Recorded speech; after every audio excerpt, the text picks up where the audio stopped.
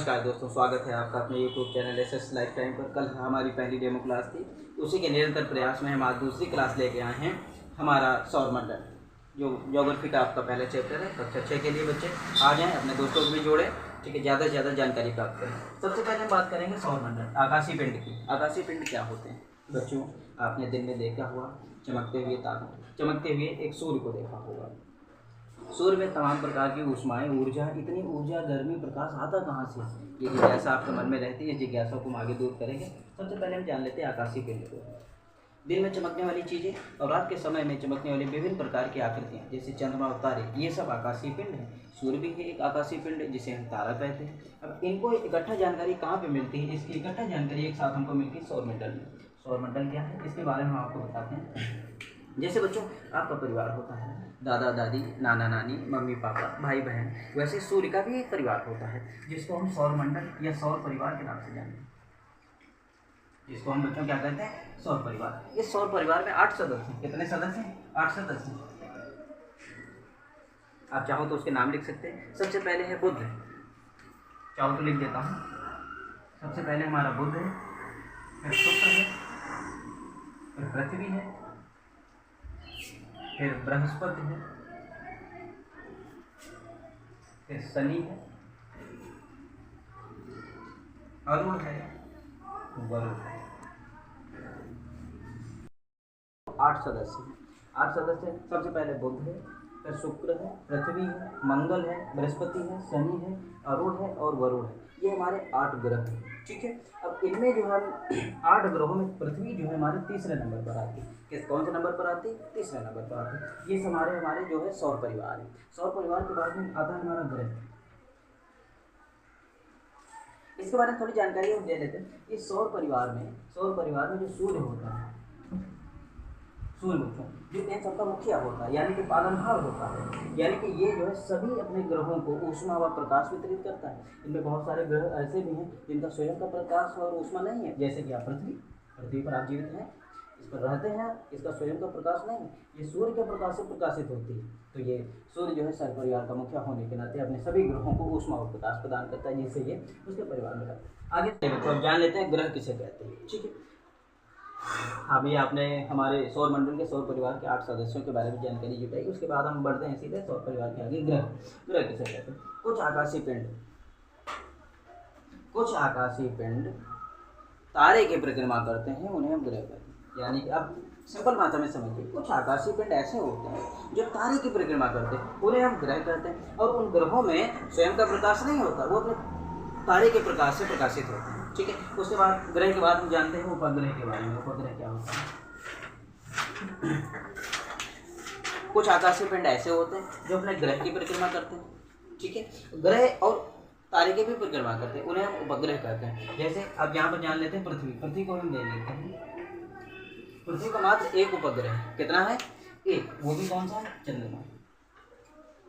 चंद्रमा उपग्रह। चंद्रमा जो है पृथ्वी की भी परिक्रमा करता है और सूर्य की भी परिक्रमा करता है, ठीक है। और ये चंद्रमा जो है अपना एक परिक्रमा करने का जो समय होता है 27.3 दिन में ये अपना परिक्रमा जो है पूर्ण कर लेता है। हमारे पास कुछ उपग्रह ऐसे भी हैं जिनके पास कोई उपग्रह नहीं है, और कुछ ग्रह ऐसे भी जिनके 20 उपग्रह हैं, ठीक है। जैसे पृथ्वी का हमारा एक ही ग्रह है, वो भी चंद्रमा जो है 27 दिन में अपना एक चक्कर पूरा कर लेता है, और ये पृथ्वी और सूर्य दोनों की परिक्रमा करता है, ठीक है। इन सबके बाद में हम बात करते हैं उपग्रह कंप्लीट हो गया हमारा बच्चों। हमने सौरमंडल पढ़ लिया, ठीक है, ग्रह पढ़ लिया, उपग्रह पढ़ लिया। अब हम बात करते हैं उल्का पिंड, क्षुद्र ग्रह की।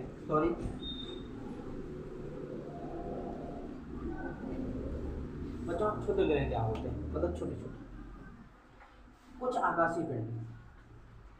आकाशीय पिंड ऐसे होते हैं जो सूर्य के चारों तरफ परिक्रमा करते हैं, लेकिन कुछ वैज्ञानिकों का मानना है ये क्षुद्र ग्रह वो हैं जो अपने ही तारों से कई सालों पूर्व टूटकर अलग हुए हिस्से हैं, अलग होकर टुकड़े हुए, मतलब टूटे हुए हिस्से, उन्हें हम क्या कहते हैं? क्षुद्र ग्रह बोलते हैं, ठीक है। उसके बाद में हमारा आता है उल्का पिंड।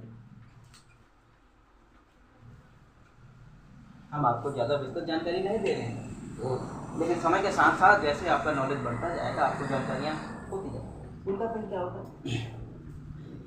कुछ पत्थर के छोटे छोटे टुकड़े जो सूर्य के चारों तरफ परिक्रमा करते हैं, उन्हें हम उल्का पिंड कहते हैं। ठीक है। और ये परिक्रमा करते करते कभी कभी पृथ्वी के इतने निकट आ जाते हैं कि वायुमंडल के रगड़ के साथ ये जलने लगते हैं और जलकर ये पृथ्वी पर गिर जाते हैं। इन्हीं को हम कभी कभी टूटता हुआ तारा कहते हैं। कभी कभार आपने देखा होगा मैं बैठा हुआ अंधेरे में और आसमान से जलता हुआ कोई तारा नीचे की तरफ टूट कर दिखाई देता है, उसे हम टूटता हुआ तारा या उल्का पिंड के नाम से जानते हैं, उसको ही हम उल्का पिंड कहते हैं। ठीक है, यहाँ तक तो हमारी जानकारी सौरमंडल के परिवार से कंप्लीट हुई। सौरमंडल से हमने शुरू किया था आकाशीय पिंड। आकाशीय पिंड क्या होते हैं?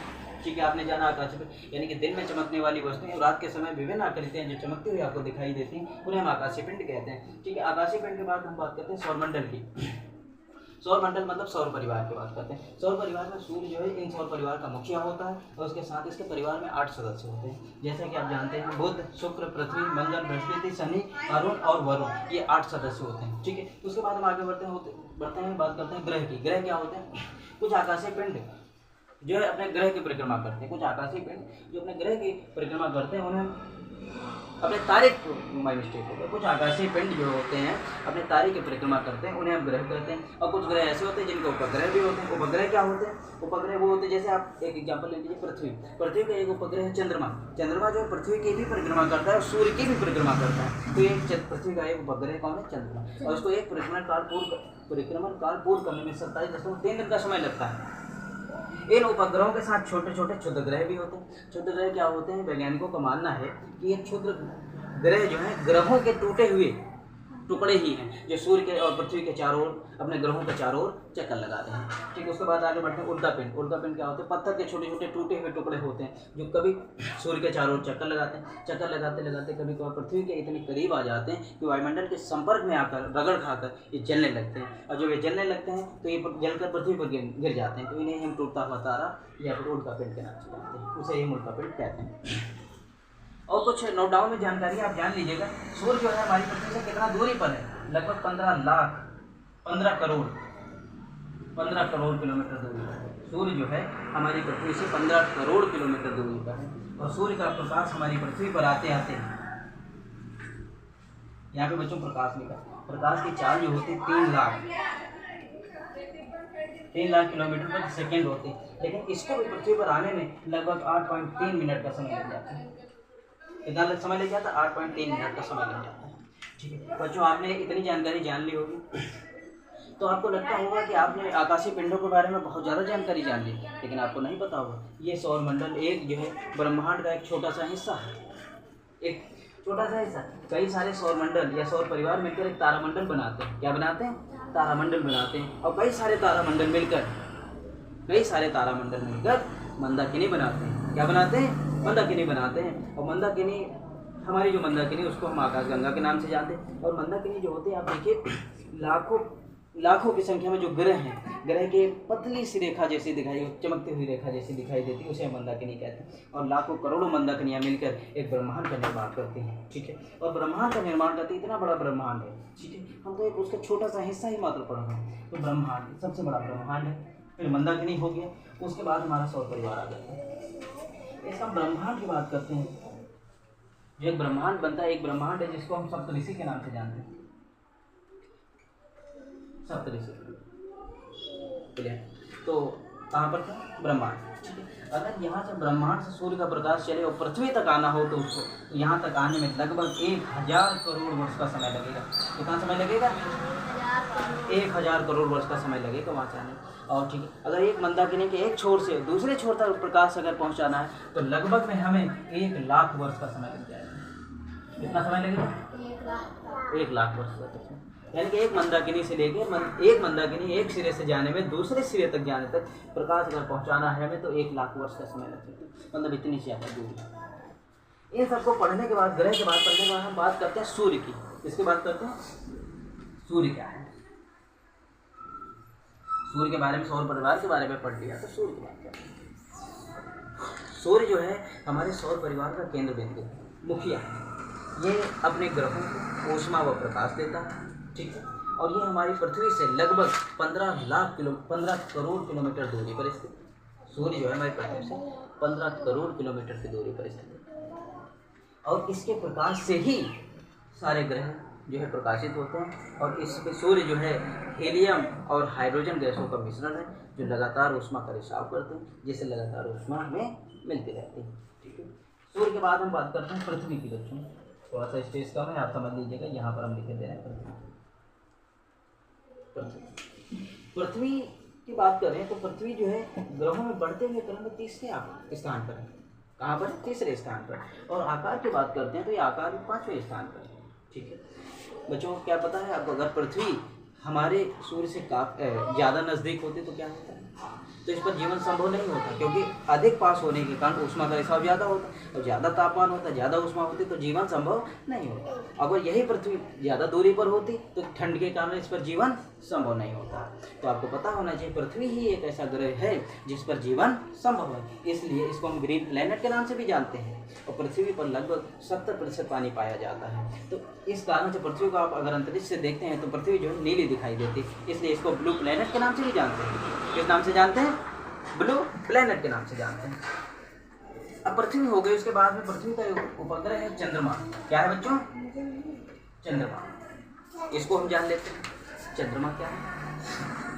चंद्रमा जो है पृथ्वी का एक उपग्रह है जो पृथ्वी की परिक्रमा करता है और सूर्य की भी परिक्रमा करता है। और ये अपना परिक्रमण काल जो लगभग है 27.3 दिन में, या इसको कहें 27 दिन 7 घंटे और 42 मिनट में कंप्लीट कर लेता है। कितने मिनट में कंप्लीट कर लेता है?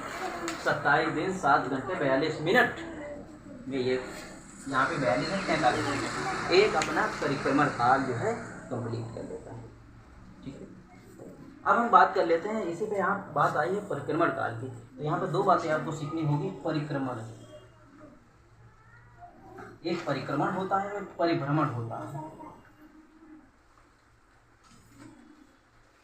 सबसे पहले जाने के परिभ्रमण क्या होता है, यानी कि सभी ग्रहों का अपने तारे की तरफ एक अक्षांश पर ही घूमना या परिक्रमण करना परिभ्रमण कहलाता है। और परिक्रमण क्या होता है, जैसे चंद्रमा का पृथ्वी के चारों ओर चक्कर लगाना, पृथ्वी के साथ साथ सूर्य का भी चक्कर लगाना, यानी कि परिक्रमा पूरी करना, तो ये होता है हमारा परिक्रमण का। उम्मीद करता हूँ आप समझे होंगे। परिभ्रमण सभी तारों का, अरे सभी आकाशीय पिंडों का या सभी अपने ग्रहों का अपने तारे या सौर परिवार के मुखिया के चारों ओर परिभ्रमण करना एक परिभ्रमण कहलाता है, परिभ्रमण कहलाता है। उसका परिक्रमा क्या होती है? सभी तारों का, सभी ग्रहों का अपने तारे की तरफ परिक्रमा करना परिक्रमण करता है। ठीक है, ये सब कंप्लीट हो जाने के बाद में हम छोटा सा पॉइंट ऐड करना चाहेंगे, आपको बताना चाहेंगे। इसमें इस परिवार में 8 सदस्य ना होते, 9 सदस्य पहले हुआ करते थे। कितने सदस्य होते थे? 9 सदस्य। बात है ये 24 अगस्त 2006 की। 24 IAU एक संस्था है, उसने 24 अगस्त 2006 को यम को जो है ग्रहों की श्रेणी से हटा दिया। क्या कर दिया? ग्रहों की श्रेणी से उसको हटा दिया, उसको बौने ग्रह की श्रेणी में शामिल कर दिया गया। तब से हमारे सौर परिवार में मात्र 8 ग्रह हैं। कितने ग्रह हैं? 8 ग्रह हैं। उम्मीद करता हूँ आपको ये क्लास समझ में आई होगी। जो भी कमियाँ रही होंगी हम धीरे धीरे सुधार करेंगे, क्योंकि ऑनलाइन का प्लेटफॉर्म मेरे लिए नया है। ऑफलाइन तो मैं पढ़ाता हूँ, लेकिन ऑनलाइन थोड़ा सा रहता है, अभी धीरे धीरे हम कवर अप कर लेते हैं। ठीक है, चीज़ें अभी मिक्सअप हो रही हैं, ये हम जानते हैं, लेकिन कुछ समय बाद हम आपको अच्छे से विस्तृत जानकारी प्रदान करना चाहेंगे। ठीक है, उम्मीद करता हूँ जो भी चीज़ें आपको नोट डाउन करने लायक हो आप नोट डाउन करिए, अच्छे से पढ़िए, समझिए। जो भी समस्या है आप कमेंट बॉक्स में जरूर लिखिए, हम उनको सुधार जरूर करेंगे और आपकी समस्या का समाधान भी करेंगे। उम्मीद करता हूँ आपको अच्छा लगा हो। सभी को बहुत बहुत धन्यवाद।